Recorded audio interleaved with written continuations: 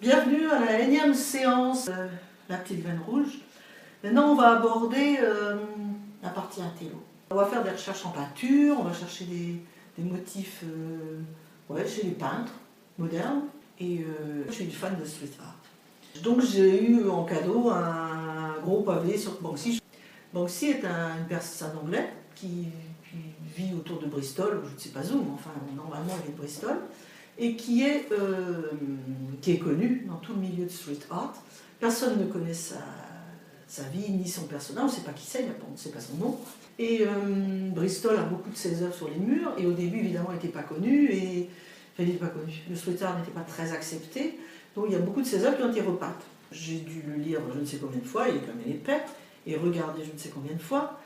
Et c'est là-dedans que j'ai trouvé Keith Haring. Donc je ne suis pas tombée dessus par hasard quand même, parce que Keith Haring était un personnage qui adorait dessiner en métro, dans les rues de New York et dans le métro. Il prenait souvent une craie, et sur les parties noires, il faisait des animaux, des personnages très animés, etc.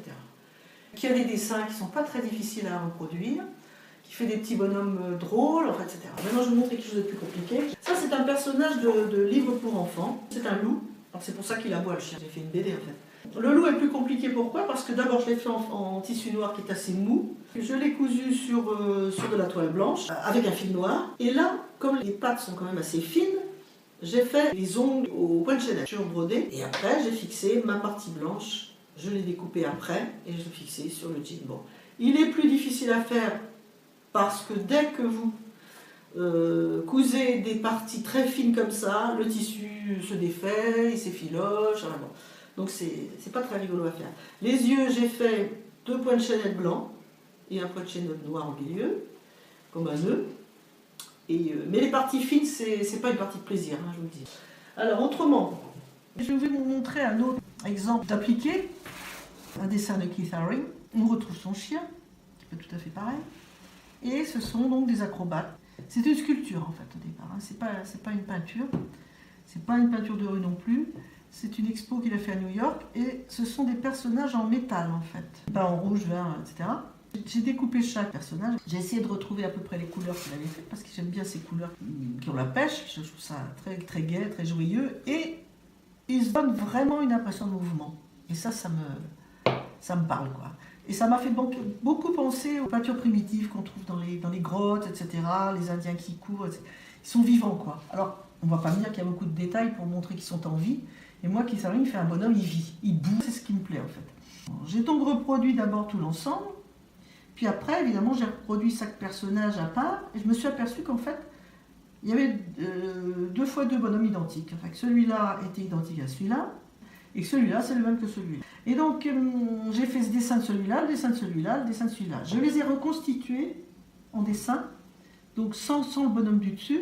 Je les ai tous reconstitués. Mais je n'ai pas voulu faire, par exemple, la partie du bonhomme apparente. Et puis non, parce que pour les remettre en place après, c'est trop difficile. Donc, j'ai coupé chaque bonhomme entier. Je les ai placés sur le chien pour voir si ça allait bien. Et après, je les ai placés selon la même technique que l'hamburger. J'ai commencé par le chien et ensuite j'ai remonté. Donc voilà, donc quand vous faites votre chien, vous faites tout ça. Vous laissez un trou ici parce qu'il va falloir glisser la jambe du bonhomme vert dedans. Donc après, une fois que vous avez fait tout le tour, etc., vous prenez votre bonhomme vert, vous le mettez à cheval sur le chien, vous glissez le bout de sa jambe. Alors, je ne lui ai pas laissé une jambe entière pour pas que ça fasse une surépaisseur, mais j'en ai laissé une bonne partie pour que ça accroche bien. Et j'ai cousu mon bonhomme vert. Et j'ai évidemment fait une bêtise. J'ai cousu mon bonhomme vert là et là, alors qu'il fallait glisser le rouge dedans. J'ai fait une deuxième bêtise ici, j'ai oublié qu'il fallait passer la jambe. Enfin, j'ai fait une bêtise à chaque bonhomme, pour tout vous dire. Donc voilà, je redéfaisais les 4 points en trop, puis je recommençais et je glissais le bonhomme. Je l'ai fait mon montage au départ pour voir ce que ça donnait, ça avait l'air d'aller. Mais j'ai pas voulu non plus mettre tous les bonhommes en même temps, puis après manipuler tout ça, ça les aurait abîmés. Donc je les ai posés un par un, en les glissant à chaque fois. Et là où il faut faire très attention dans ce genre de choses, c'est que c'est très important qu'il y ait un équilibre là-dedans, parce que ce sont des acrobates qui font de l'équilibre, justement. Alors, si par hasard vous déplacez un petit peu le bonhomme du dessus ou le deuxième, on sent qu'il tombe, quoi. Donc, alors c'est assez amusant à faire. Alors, deuxième chose, Keith Haring encore. Alors ça, c'est un dessin fait à la craie. Je crois que c'est dans le métro New York. Donc là, c'est un dessin assez simple à faire, hein, assez à reporter, simple à réaliser aussi. J'ai fait donc tout ça au point de chaînette surbrodé. 2 fils pour le point de chaînette, 2 fils pour le surbrodé. Il n'est pas très compliqué à faire. Il a du charme, je trouve. Et pour représenter l'amour et l'affection, je trouve ça assez réussi. Donc voilà, vous cherchez un bouquin de Keith Haring et vous trouverez des choses comme ça, plus simples d'ailleurs. Il y a des petits bonhommes tout seuls. Le bébé qui est très connu aussi, c'est un petit bébé qui marche à 4 pattes, c'est tout petit. C'est très rigolo à mettre.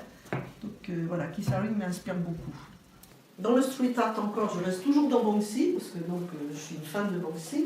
Donc voilà ce que j'ai fait. J'ai été chercher le graphe de Banksy dans mon bouquin. Et je reconstitue son nom, là voilà. Donc sur chaque jambe, il y a la moitié sur une jambe et l'autre moitié sur une autre jambe. Donc ça, c'est le graphe.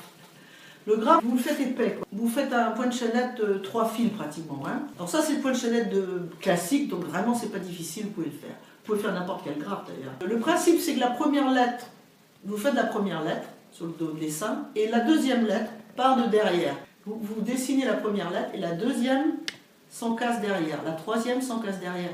Vous partez de la gauche vers la droite. Donc 3 fils. Et vous re-surbrodez à 3 fils aussi pour avoir un bon relief. Alors autrement, Banksy encore, ça c'est une fleur qu'il a peint dans une rue de Bristol. Et c'est sur une façade, il a fait monter une fleur comme ça sur une façade. Là c'est 2 traits de broderie, donc ça c'est vraiment pas difficile, c'est le point de chaînette de base. Et il a fait donc en jaune dans les rues de Bristol, et arrivé en bas de la maison, il a continué à peindre le long du trottoir, il a tourné dans la rue, etc. Et alors le rat, ça aussi c'est difficile, c'est-à-dire que c'est fait toujours avec le même tissu ici. J'ai coupé le rat de Banksy là, dans du tissu comme ça que j'ai mis à l'envers. J'ai découpé cette partie en blanc et la partie de l'oreille, j'ai appliqué dessus selon le même principe. Après j'ai surbrodé les moustaches, le nez, etc. Et j'ai sali tout ça avec du crayon noir, pour que ce ne soit pas trop blanc. Et j'ai scratché la peau pour donner l'impression du rat. Il s'est battu. Et je l'ai mis en bas de la rue pour qu'il regarde la peinture murale de Banksy. Bon, bien la séance est terminée, j'espère que ça vous a plu. Si ça vous a plu, n'oubliez pas de voter pour moi. Hein,